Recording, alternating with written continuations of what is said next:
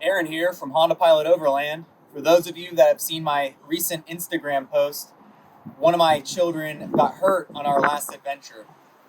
I'm going to go ahead and apologize for the wind noise if there is any. I've tried to protect my speaker, but it is pretty windy today. But I really wanted to get out this message. And just start off by saying that going on adventures and living life can be kind of dangerous. In a way, when you're wild and free, you're exposing yourself to more risk than being locked, in your room at your house. But for people like me, there's no choice. I have to live free. If I don't live free, then I don't feel like I'm alive. When I'm on adventures and things kind of aren't going according to plan, that's when I feel the most alive in life. And I want to make sure that my children know that feeling and grow up with purpose and understanding that there's more to life than just playing video games or being inside the house. And what I want to go over in this video is some of the different ways that I've prepared for situations like what happened last weekend. We were recording a video, so you'll be able to see that probably in a week or so, but I'll just go into it kind of lightly. My children were playing on our hammock, and one of them fell out, and it wasn't really unlike any other time that they'd fall out. Probably have fallen out of the hammock over 20 times in their life, but this time one of my children fell and landed on their shoulder in a way that broke their collarbone. Thankfully, the collarbone break is, as far as bones go, not very serious. We were able to see very quickly what had broken.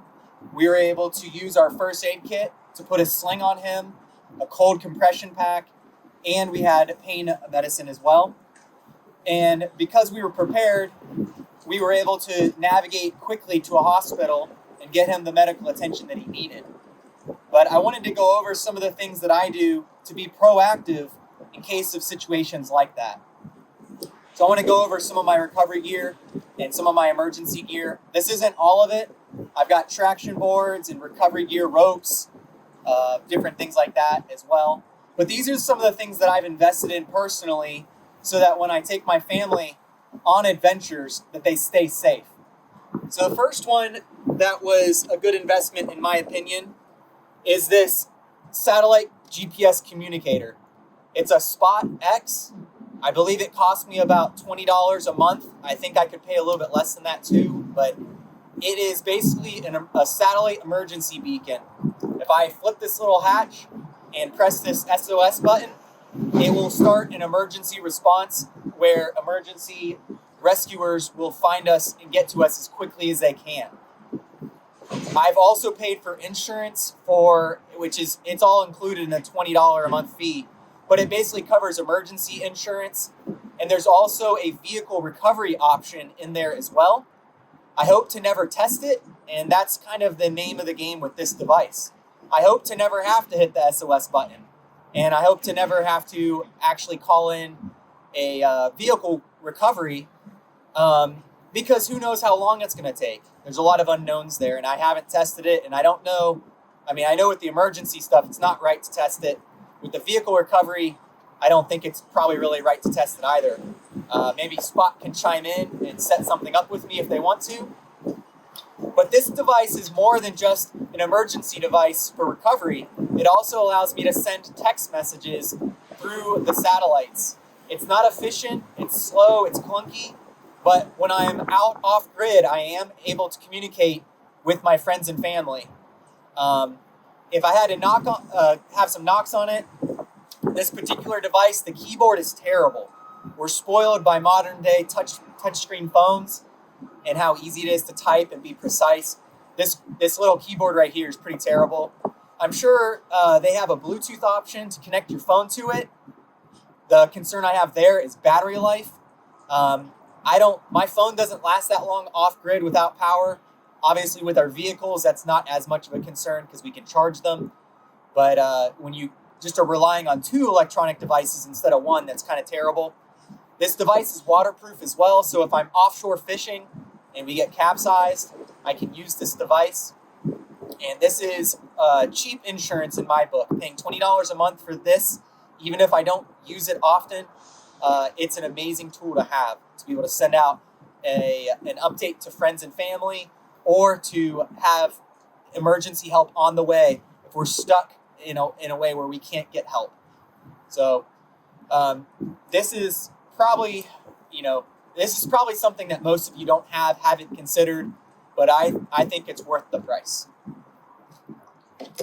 Having a first aid kit is also worth the price.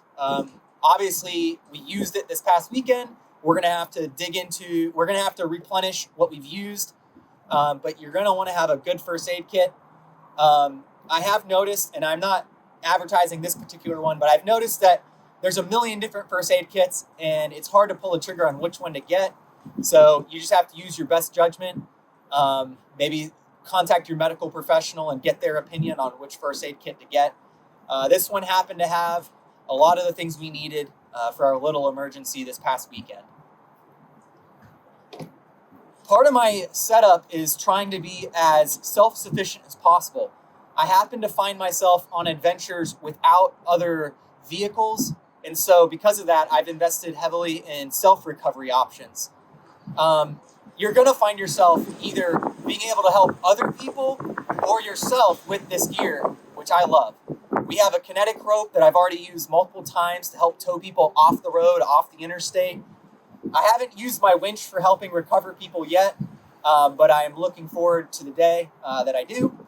This winch, for those who haven't seen the previous video on it, is cool because it's a 5,500 pound winch. I have two snatch rings that help double or triple the capacity of it, up to over 10,000 pounds of pull.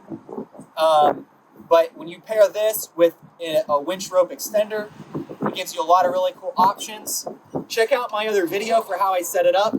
Basically, I have it set up to where I can hook this to the front or rear of my vehicle, and that gives me tons of options for recovery. What's even more cool about it is that I can actually use my jumper cable setup that hooks into this jumper cable connector, and I can hook it up to any vehicle with a hitch receiver that's compatible. So I can basically help, with this tool, I can help tons of people get recovered, potentially, which I really like. Hopefully it lasts for a long time. We haven't really put it through its paces too much.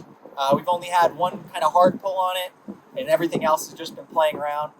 But pretty soon, stay tuned on the channel and subscribe, because we're going to get ourselves stuck on purpose and really put this thing through its paces and see if we pull off our custom front hitch receiver that I built. That's another video you should check out if you haven't already. Another really cool piece of independent kind of gear is a lithium battery jumper. This is good for charging phones, charging all kinds of stuff, but if your battery dies and you're off-road without anybody, this gives you a chance of self-recovery. I will say you got to keep it charged, and I would buy a really good one, because this one right here hasn't quite cut it a couple of times, so I would consider maybe a jumper pack rated for like a V8 vehicle, something with a lot of amps to turn over your motor. But yeah, so just consider these things. I highly encourage getting out there with your family and having adventures, but you want to be prepared. One more note, just before I forget. On my phone, I have 3 different map apps. I have Sigic, which is an app where you can download maps and have them for offline use. They have maps for all over the whole world. I've got all the states that we go to, and it's not as good as Google Maps, but it's good for offline use. If you find yourself off-grid with a broken collarbone and you need to get back to the hospital, you might find you look at your phone and it can't navigate you back. You might find yourself in a pickle. So I highly recommend getting an offline map app for your phone. I also use Apple Maps and Google Maps, and I download offline Google Maps as much as I can, but that takes proactive thought, whereas the Sigic map app, it can just be there sitting ready. The Google Maps are technically better. They're more accurate. The routing's better. They're better in almost every way, other than you have to proactively download them. You're going to want to consider your adventures and gear up accordingly, but if you're taking your family off-road, you're definitely going to want to consider what you need to bring with you to keep them safe. So stay tuned for the videos coming up. We got a video dropping tomorrow, the second part of the all-wheel drive festival. It features a bunch of the AccuWagon, which I'm excited about. That thing was so cool to see off-road. I hope you enjoyed this little safety vlog. If I forgot anything, put it in the comments below. If you want to stay tuned for the next all-wheel drive festival, information like that, or any of my upcoming videos, please consider subscribing. Really appreciate you guys. Stay tuned for the next video, airing tomorrow.